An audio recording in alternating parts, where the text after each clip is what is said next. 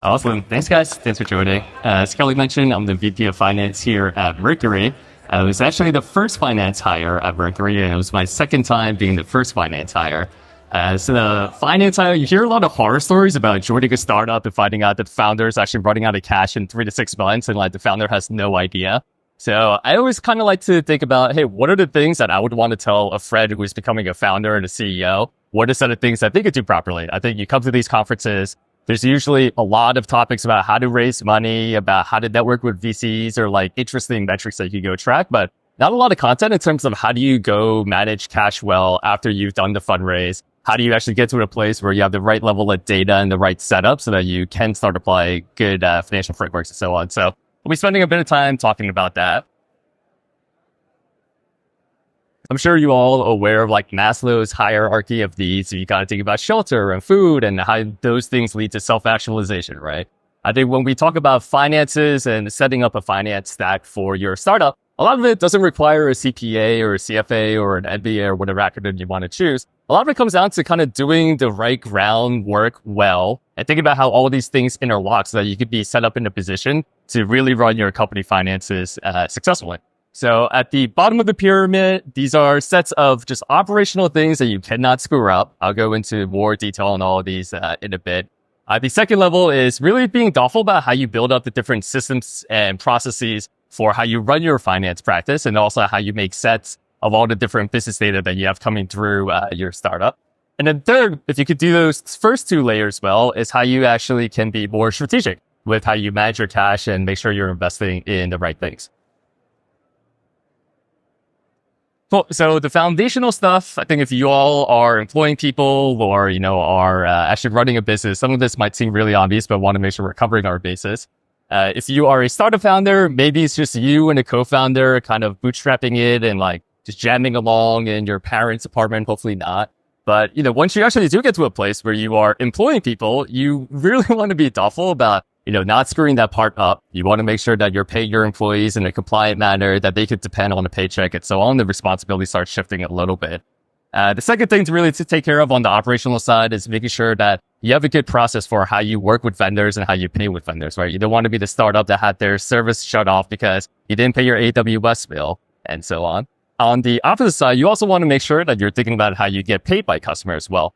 At Mercury, when we rolled out things like Mercury subscriptions, we spend a lot of time thinking about what the billing experience looks like and spending as much time thinking about that as we did on the product design and so on. And really thought about that as like the overall customer experience. So make sure that you're thinking about your invoicing flows, your billing engines and so on for how you actually get money into the company as well. And the fourth thing on the operational side is taking care of taxes. I think a lot of times as startup founders, you might think that this is irrelevant to you because you're not making any money, so you don't owe any taxes. You still do have to file taxes, and rather than thinking about taxes as a burden, they actually can be an advantage to you if you think about R&D tax credits and tax assets that you could build up while you are in a loss state that will help offset either future cash taxes that you have to pay, or in the case of R&D tax credits, actually near-term payroll taxes that you might have to pay as well. So it does become like a real tool in terms of how you manage your overall cash flow as well. All right, so those are like the really tactical things that you just can't screw up. Next, it's more focused on how do you think about the different systems and processes for how you actually build up your finance function. So here we have both the technology piece of it, but also the services side of it as well.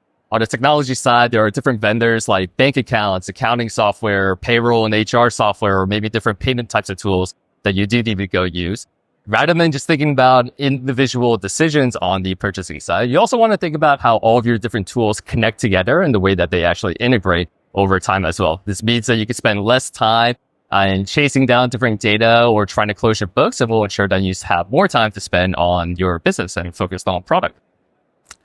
The second point here is, when you think about your finance stack, it's not just about the tools and the technology you're using. It's also about the set of services that you could use as well. I think as a lot of founders who are trying to be scrappy, you spend a lot of time trying to do everything yourself. I think a lot of CEOs try to moonlight as the CFO and the CMO and the chief sales officer and all these different roles, right? You will probably get to a point where it doesn't make sense for you to be spending time playing every single one of these roles. And finance is a place where there's a really rich ecosystem of different service providers who can help you on the accounting side and on the tax side. And just being thoughtful and using good judgment of when it makes sense for you to start leveraging those type of third-party services versus trying to do everything on your own. They could be a big accelerant and free up time so that you can really focus that time on growing your product, growing your customer base, and so on. The third point here is, it doesn't mean anything if you have all this, money movement and transactions flowing through your business if you can't make sense of what's truly happening with your company. This is where, a lot of things around like accounting might seem like a boring task that you need to do on a monthly basis, but that really becomes like the operational set of data for you to really understand how your business is truly performing on a given basis. So being able to do some of the nuts and bolts tackling for how you do things like categorizing transactions, reconciling accounts, and so on will make a really, really big difference so that you can really understand your business in a deeper way rather than just understanding what's a cash in and cash out that give you a limited understanding for how your business is actually performing. You don't need to become a professional CFO, but having some basic understanding of a way that financial reporting works so that you can really understand how are you building up assets or liabilities within the business? How is your working capital change within the business? Those are all really important topics so that you can manage cash appropriately as you are scaling up. Cool. So if you can do the first two layers, which are very tactical and operational, you can kind of get to the place where I think most founders and CEOs should be operating, which is much more so how do you think about strategically managing your cash and also really applying an investor mindset to the way that you actually spend money at the company. I think as a startup founder, you probably are going to be the only one really thinking about how cash is moving in and out of your business overall, right? You might have a marketing person that's really focused on marketing spend. You might have an engineering leader who's really focused on engineering hiring. But as a CEO, as founder, before you have a finance team in place, it's really your job and responsibility to think about how all the different decisions that are happening at the company are coming together and that you're being thoughtful about the way that you manage cash, right? I think a really simplistic way that a lot of startup founders think about runway and so on is they take their prior month cash balance, divide that by how much cash they spend in the prior month. They think that's their runway. And that can be really, really misleading because a lot of times you made hiring decisions that aren't accounted for in those historical numbers, right? You might have a big contract that's coming up due for payment in the future months and whatnot that are actually building up these liabilities in your business.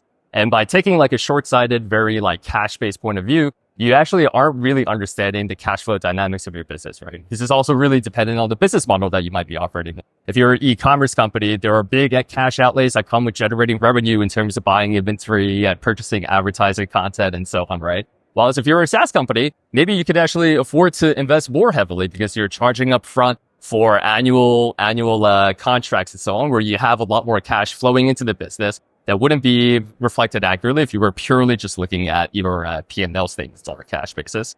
So as a founder, like really know your spend and where money is going. And this goes back to rather than thinking about it as spend, think about it as an investment, right? You should be able to understand what is the impact of every single dollar, every single hire that you are making at the company. And if you or your team cannot articulate it, just test it and push back on it. If you think about what great financial management looks like, it's really just a series of really small decisions that you're making on a daily basis that accumulate into what your financials actually look like as a business overall, right?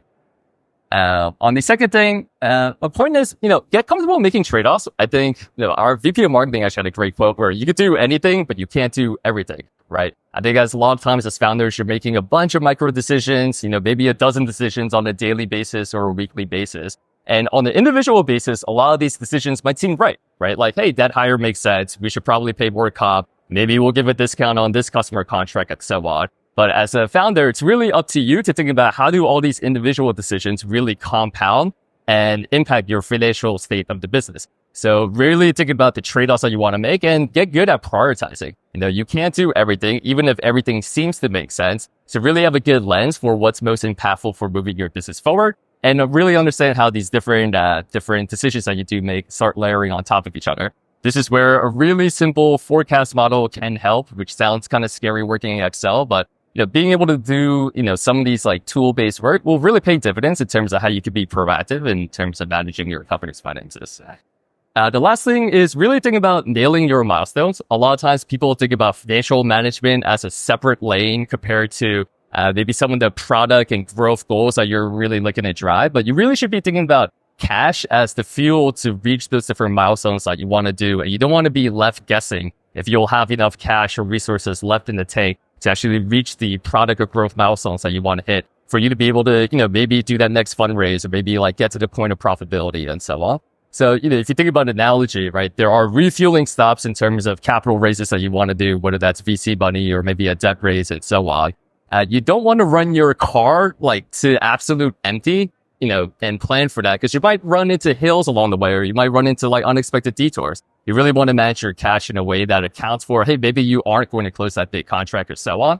And this is where judgment comes into play. You don't want to be too conservative and starve your business of potential growth opportunities either. So really have a good lens for like where are the opportunities to lean into versus where are the opportunities where you should probably take a little bit more conservative stance. So that again, you don't put at risk your ability to hit those different milestones that set you up for longer term success.